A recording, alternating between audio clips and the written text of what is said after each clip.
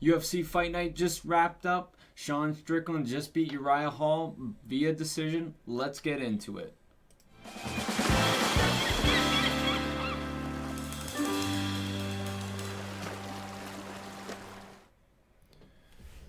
What is going on, everybody? Welcome to the 11th Island. I'm Brad, that's Chris, and special guest tonight, Brock here. Thanks for having me on, guys. Yeah, no problem, guys. Honor to have you here. So, Sean Strickland just beat Uriah Hall, 50-45, 50-44, 49-46.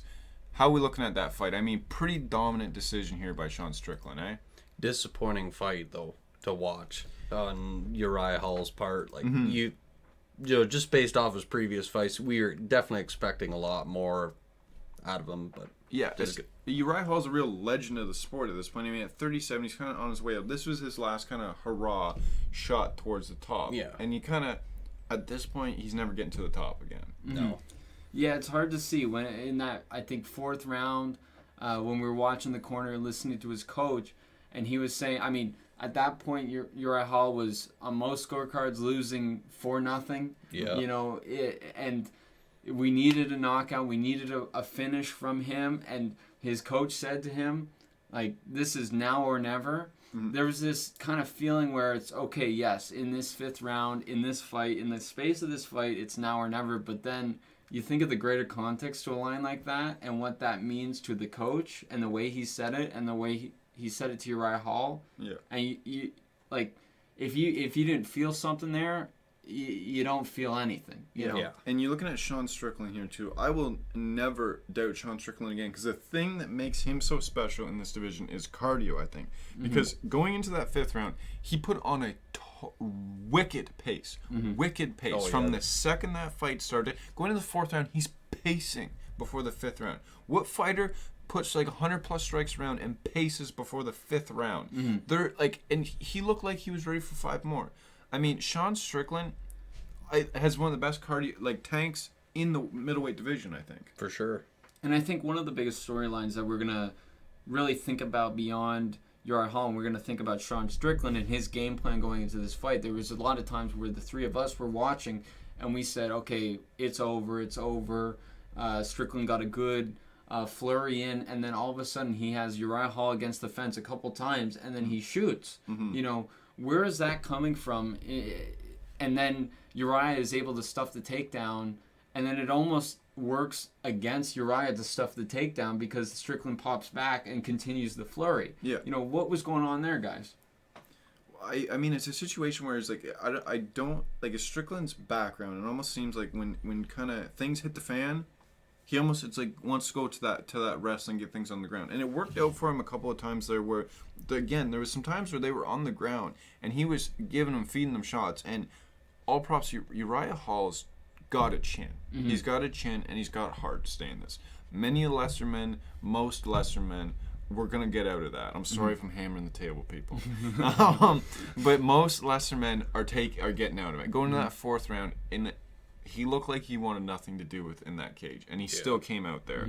So I think it's a situation where Sean Strickland, it's almost like when things are getting busy, he's jumping for that takedown. So coming back into the gym, I think if you're your coach, you got to say, like, if you're hurting him on the feet, take a step back and just keep hurting him on the feet. Do you agree, Brock? Absolutely. And it was great level change to change it up, because Uriah Hall's a Muay Thai specialist. That's true. So he's probably something he wasn't expecting, maybe. Yes. So. And that's a situation, too, whereas does that maybe change depending on who he faces? And especially when he like, all 5 rounds, that jab was clean. Oh, my God. It's beautiful. And then speaking of what's next, what are we looking at what's next for Sean Strickland? Because Uriah Hall was ranked 8 here. Strickland was ranked 11. Yep. So we're going to assume that Strickland's going to pencil in at number 8. So what's next, you guys think?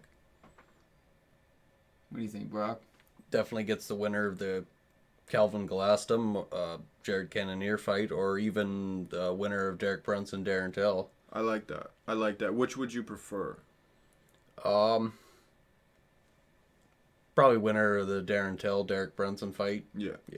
I like that. I think that's a fun, no matter who wins that, that's a fun matchup. Darren Till versus anybody. Oh, for sure. Sign me up. Yeah. But Brunson versus Strickland, those matchups, that's going to be a super fun fight. I think. Do you agree, Chris? Yeah, I think Strickland's proven that he can be a bit of a wild card in this division, where everybody's kind of got a shtick. Yep. You know, Strickland has one that appears to be a little bit more raw. You know, a little bit less. You know, when he said post fight that, I mean, I'd be cooking meth if. And then we hear stories about him knocking shotguns out of people's hands and stuff. And you see that job, and you say, okay, yeah, that story could be true. Yeah.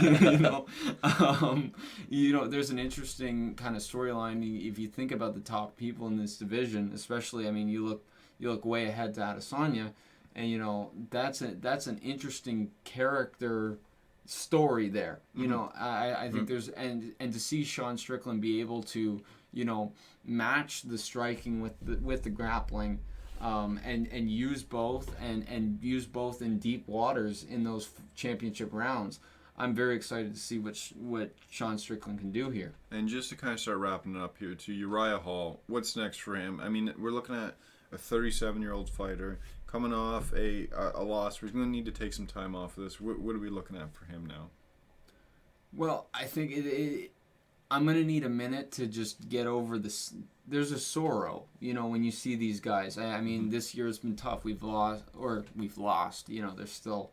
But we've seen this happen to Cowboy. We've seen this happen to Ferguson. Yep. You know, it's just one of those things that is just natural where there's always going to come a faster gun, right? There's always going to be, and then you're going to throw out the term like gatekeeper now.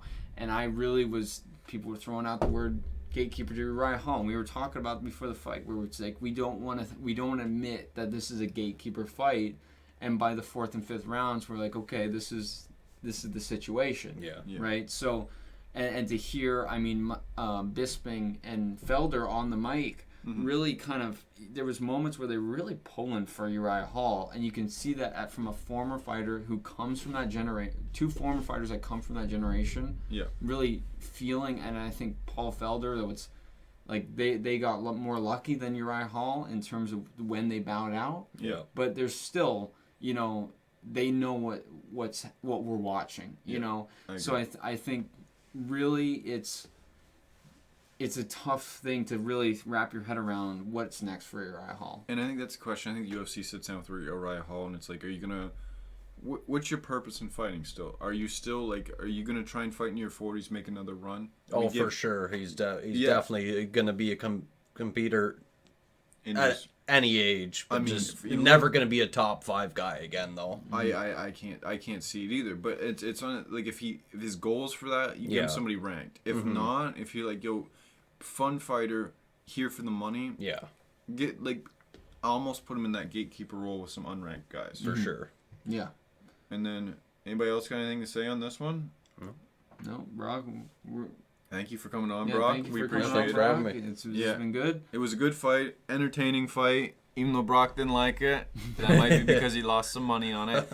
But thank you guys for watching in. Make sure to like and subscribe. Stay tuned, because in about 25 minutes after we post this, we're going to be posting the Bellator immediate reaction after Patricio Pitbull versus AJ McKee. It hasn't happened yet.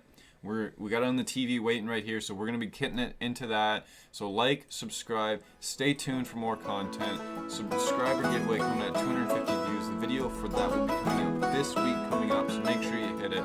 Chris, we got in the intro music, outro music. We got it going. We got it I going went down here. a So see you in 20 memory. minutes. A guitar in the back. I was gonna make it big, make money by the side.